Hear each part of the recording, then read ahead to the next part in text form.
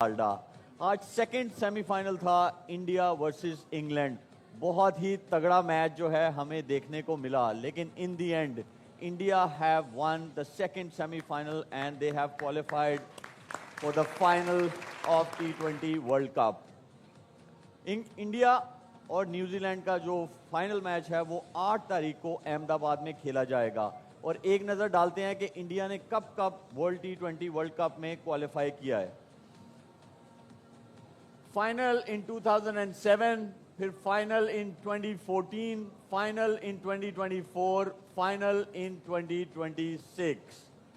जबरदस्त achievement, congrats to both the teams और all the best for the finals. बहुत बड़ा फाइनल, हम जैसे आज मैच हुआ है यही हम जो है मैच देखना चाहते हैं। बासित भाई, मजा आया मैच का?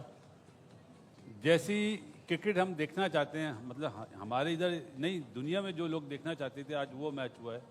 और जीता इंडिया है 7 रन से, लेकिन क्रिकेट की जीत हुई है। वेरी वेल डन दोनों टीमों के लिए। वाह भाई।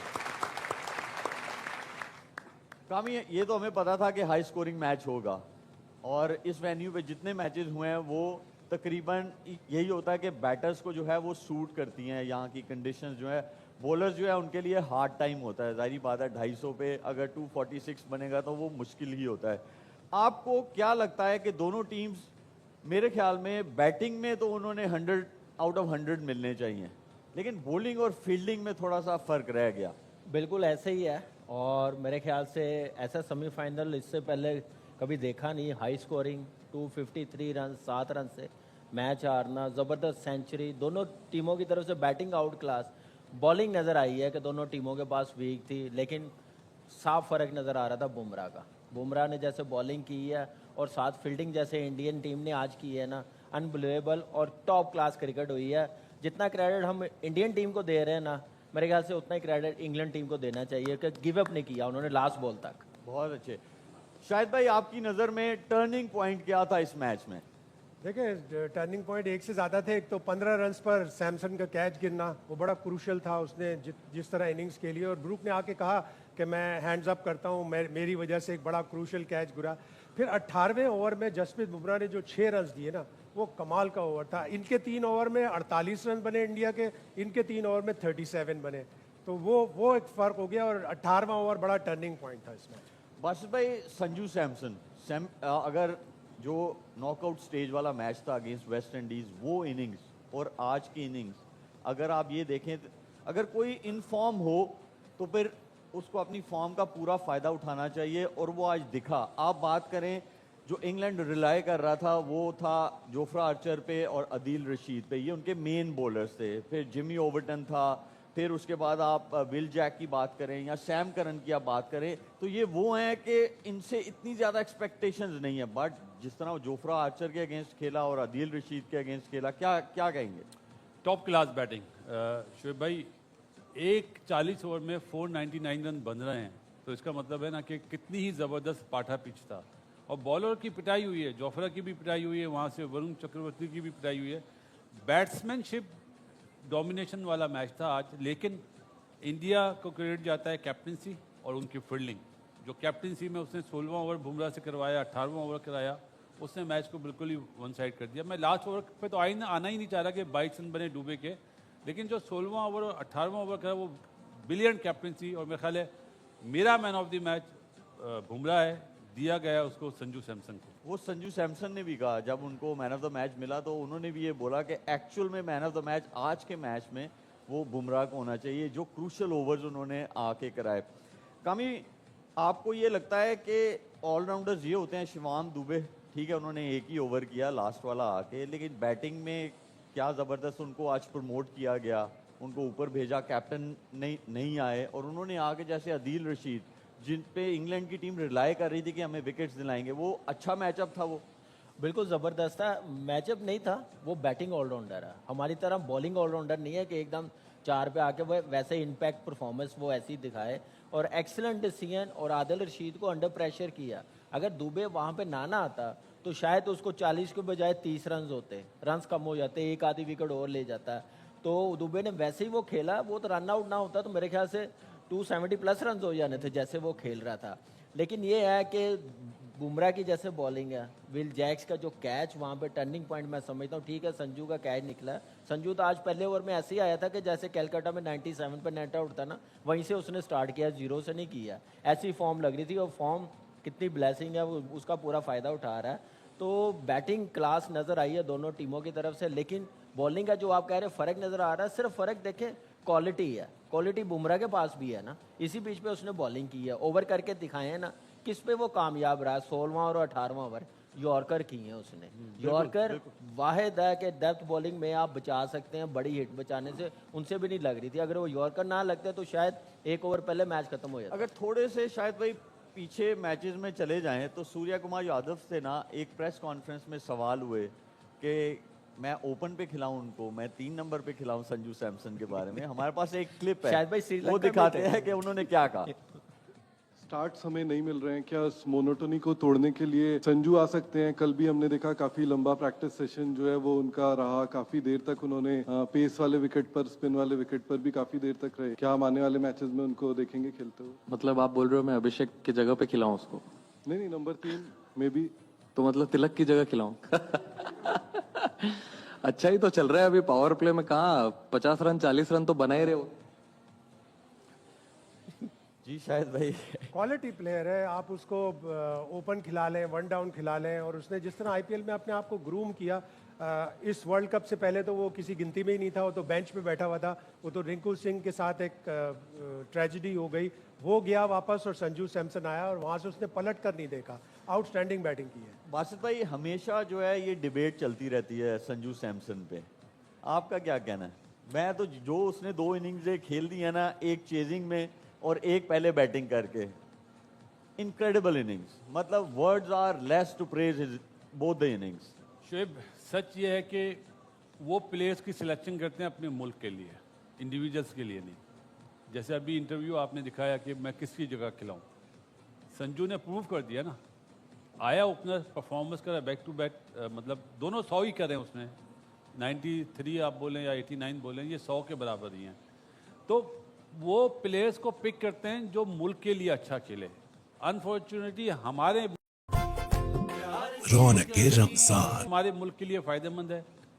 वो चीज़ अगर हमारे में भी ऐसी मतलब सोच आ जाए तो हमारी टीम भी बेहतर हो सकती है। तो संजू की मिसाल सबके सामने है। ईशान किशन ओपनिंग में बहुत अच्छा कर रहा था, आप उसको मतलब इंडिया वाले नंबर 3 पे लिया है, तिलक को 5 पे लिया है। आज आप देखें ना, लेफ्ट राइट कॉम्बिनेशन अपनाया उन्होंने जी। सूर्या हट गया, अपने नंबर पे छोड़ दिया। हमारा कोच बोलता है नंबर 3 हमारे फिक्स हैं। कैसे, how come? Left right combination से देखें ना, उनके बॉलर भी डिस्टर्ब हुए। आप जो आदिल रशीद की बात करें, आप डूबे जिस नंबर पे आया वहाँ तिलक वर्मा भी आ सकता था ना जी, नहीं भेजा उसको। तो ये सोच जो है ये बताती है कि वो कितना कीन है, उनका सिस्टम कितना स्ट्रांग है, उनके पास प्लेयर्स हैं। ये बात सही है, हमारे पास इतने प्लेयर्स नहीं हैं, लेकिन प्लेयर्स वो लिए जाएं जो उस टूर्नामेंट के लिए बेस्ट हो। कमी हमारे, अच्छा चलो हमारे पास प्लेयर्स नहीं है या हैं वो सेकेंडरी है, तो बनाएगा कौन प्लेयर्स? नहीं, आप मुझे बताओ ना, आप पीसीबी के साथ रहे हो मेंटोर, आप समझते प्लेयर है या नहीं है?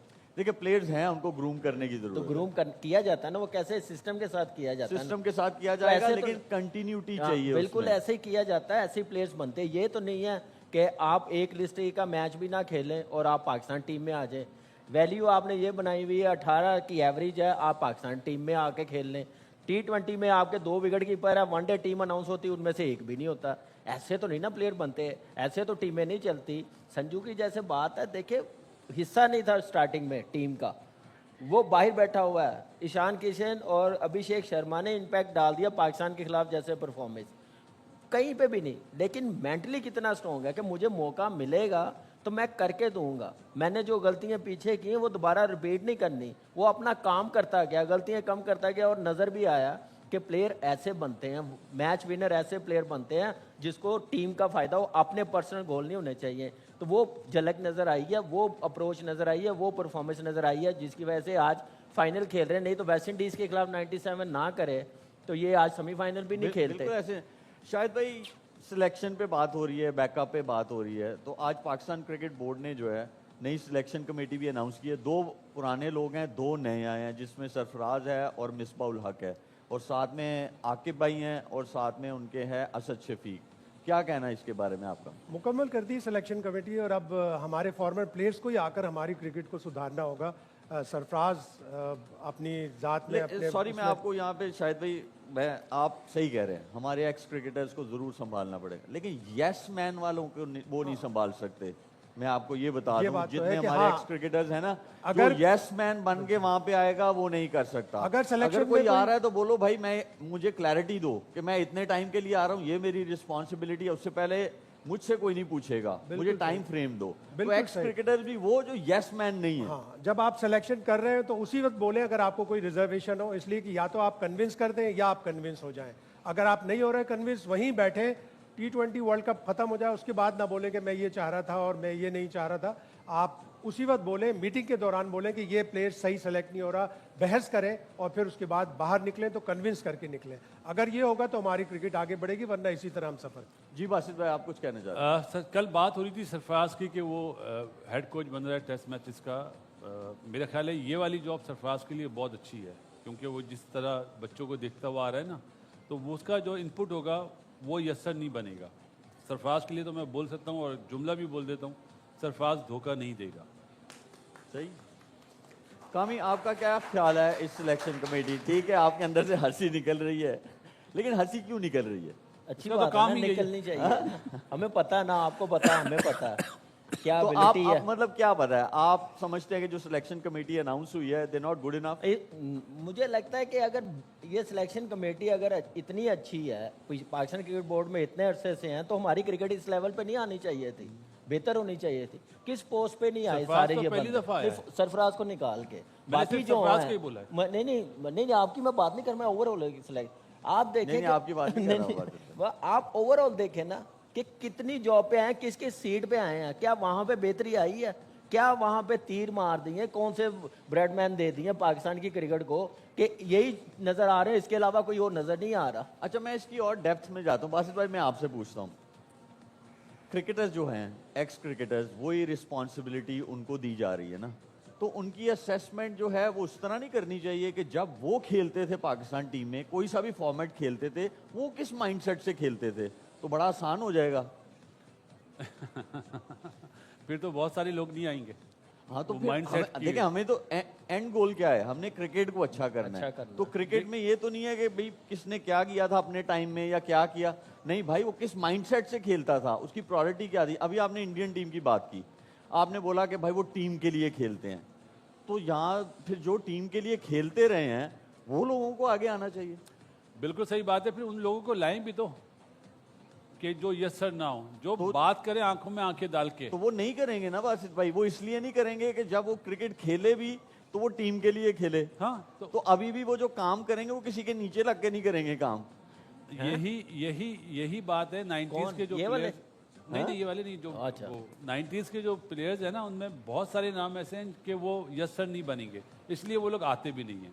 अब मैं 2-3 नाम अगर आप चाहें तो मैं लेना चाहता बिल्कुल, हूँ, बिल्कुल जो मुझे लगता है, शाहिद आफरीदी है, शोएब मलिक है, अपना हफीज है, यूनुस खान है, एक मेरे सीधे हाथ पे बैठा हुआ है, मैं नाम नहीं लूंगा इसका। शायद भाई, शायद तो ये लोग आएंगे तो यस नहीं होंगे।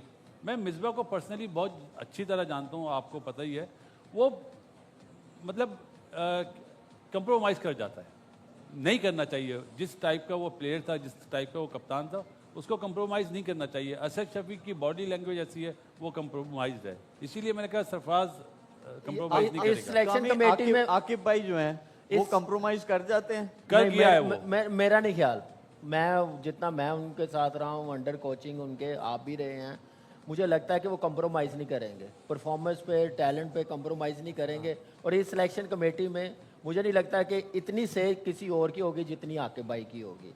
और लेकिन यहाँ पे जो सिलेक्शन है, इनका अब काम क्या है कि ये जो अब टीम अनाउंस हुई है, क्या यही क्राइटेरिया होगा कि बेहतर होगा, कि विद परफॉर्मेंस होगा? मैं यहाँ पे शायद मैं भाई एक पूछ बात लेता हूं ये सवाल। शोएब, मैं लेकिन एक बात T20 ऐड करूंगा जी, बात माफी भाई। के साथ कामी से। आकिब जावेद ने बाबर आजम को नाम नहीं दिया था T20 में। यहाँ पे वो compromise- कैसे यहाँ पे compromise कर गया फिर compromise वो? हो गया। बस यहाँ यहाँ पे कप्तान और फॉर्म खड़े कोच- रहते ना, हाँ। फॉर्म खड़े रहते। हाँ। अगर आपको पता था कि टीम जिस नंबर पे वो आपसे मांग रहे हैं, इतनी गेम देखो कामी जरूर वो नहीं सुनते होंगे, नहीं कंप्रोमाइज करते होंगे, लेकिन गेम सेंस भी तो चाहिए ना आपको। अब आपकी रिस्पॉन्सिबिलिटी बदल गई है। ये तो बात की बात है, कोच और कप्तान ने कन्विंस किया होगा कि नहीं हमें चाहिए, चाहे कोई भी हो, कोई भी प्लेयर मांगा हो। लेकिन मुझे लगता है कि आकिब भाई की जो नेचर है ना बड़ी एग्रेसिव है। हमने देखा हुआ, आपने भी देखा हुआ, मुझे नहीं लगता कि वो 100% कंप्रोमाइज कर जाएंगे। कहीं पे फ्लेक्सिबल होना पड़ता है, कोई भी हो। लेकिन ये जो बाकी है सरफराज को निकाल के, इनको हमने देखा हुआ है। इनके प्लेइंग डे पे भी हमें पता है क्या अप्रोच होती थी, किस माइंडसेट के साथ जाते थे, क्या करते थे।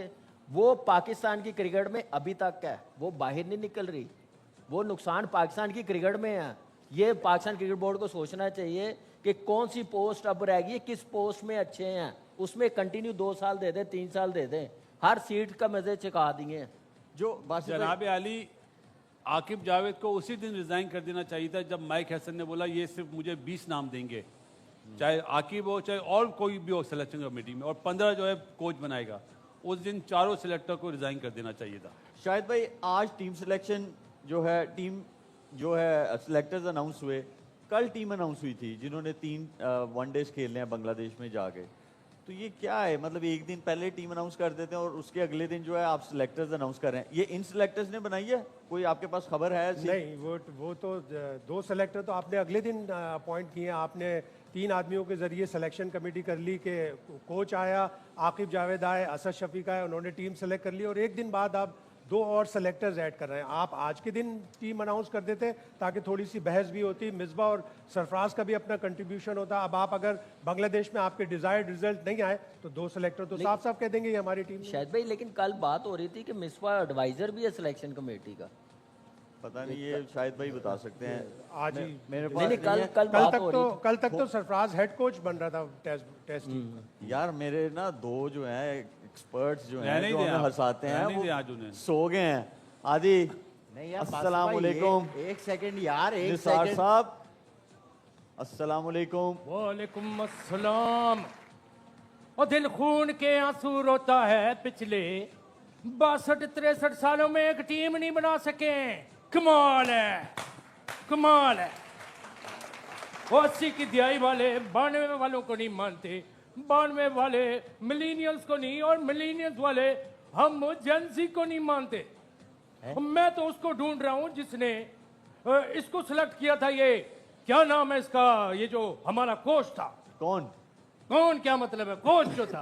Mic Hesson. कोच? आप भूल गए ना? Mic Hesson. माइक दूसरा। Mic Hesson. माइक एहसन। और ये बैठ के देखे ना शोएब कैसे तनकीद करता है। आपको नहीं कह रहा, शोएब अख्तर से बात कर रहा हूं। आप परेशान ना हो। नहीं, बिल्कुल भी चूस नहीं। चुकी है इस कौम को ये सारा निजाम। कमाल है भाई, वाह। निसार साहब आपने कभी क्रिकेट खेली है? और मैंने आज क्रिकेट नहीं खेली।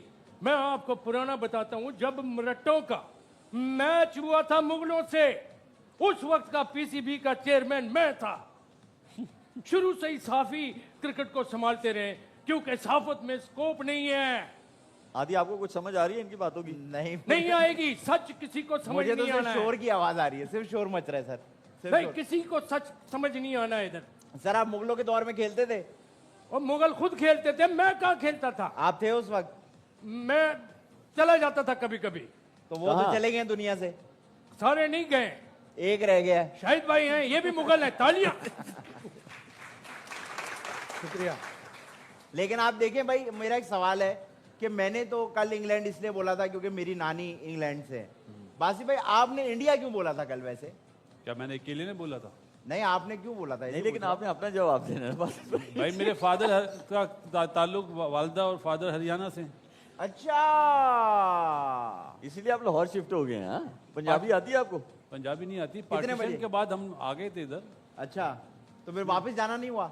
नहीं, वीजा नहीं पंजाबी मिला। आती है लेकिन जब ये वीजा बोलते हैं तो वीजा नहीं किसी को मिला, समझ वीजा नहीं आती। मिला। वीजा नहीं मिला।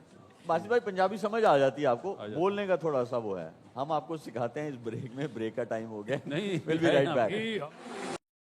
के 5वें मैच में इंग्लैंड ने नेपाल को आसाब शिकन मुकाबले के बाद सिर्फ 4 रन से शिकस्त देकर मेगा इवेंट में फातेहाना आगाज किया है।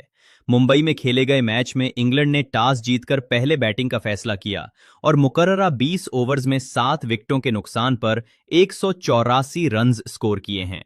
इंग्लैंड की जानिब से जैकब बैथल ने 55 और हैरी ब्रूक ने 53 रन की जिम्मेदाराना इनिंग्स खेलकर टीम को मजबूत टोटल तक पहुंचाया। नेपाल की तरफ से दीपेंद्र सिंह और नंदन यादव ने 2-2 खिलाड़ियों को आउट किया। 185 रन के हदफ के ताक़ुब में नेपाल की टीम ने शानदार खेल पेश किया और इंग्लिश बॉलिंग लाइन को सख्त दबाव में रखा। नेपाल ने मुकर्ररा ओवर्स में 6 विकेटों के नुकसान पर 180 रन बनाए, ताहम हदफ हासिल करने से महज 4 रन पीछे रह गई। मैच के आखिरी ओवर में नेपाल को 10 रन दरकार थे, मगर इंग्लैंड के तजर्बाकार बॉलर सेम करन ने आसाब पर काबू रखते हुए उम्दा बॉलिंग की और नेपाल की टीम को आखिरी ओवर में सिर्फ 5 रन तक महदूद रखा। नेपाल की जानिब से दीपेंद्र सिंह ने 44 रन स्कोर किए, जबकि रोहित और लोकेश ने 39 रन की इनिंग्स खेलकर मुकाबला आखिरी लम्हे तक जिंदा रखा। इंग्लैंड की तरफ से लियाम डाउसन ने 2 विकेटें हासिल की, जबकि सेम करन, जोफ्रा आर्चर और लियोक वुड ने एक खिलाड़ी को आउट किया। ICC means T20 world cup के 5वें मैच में इंग्लैंड ने नेपाल को आसाब शिकन मुकाबले के बाद सिर्फ 4 रन से शिकस्त देकर मेगा इवेंट में फातेहाना आगाज किया है। मुंबई में खेले गए मैच में इंग्लैंड ने टॉस जीतकर पहले बैटिंग का फैसला किया और मुकर्ररा 20 ओवर्स में 7 विकेटों के नुकसान पर 184 रन स्कोर किए हैं। इंग्लैंड की जानिब से जैकब बैथल ने 55 और हैरी ब्रूक ने 53 रन की जिम्मेदाराना इनिंग्स खेलकर टीम को मजबूत टोटल तक पहुंचाया। नेपाल की तरफ से दीपेंद्र सिंह और नंदन यादव ने 2-2 खिलाड़ियों को आउट किया।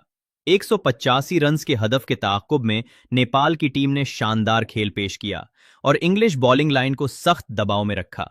नेपाल ने मुकर्ररा ओवर्स में 6 विकेटों के नुकसान पर 180 रन बनाए, ताहम हदफ हासिल करने से महज 4 रन पीछे रह गई।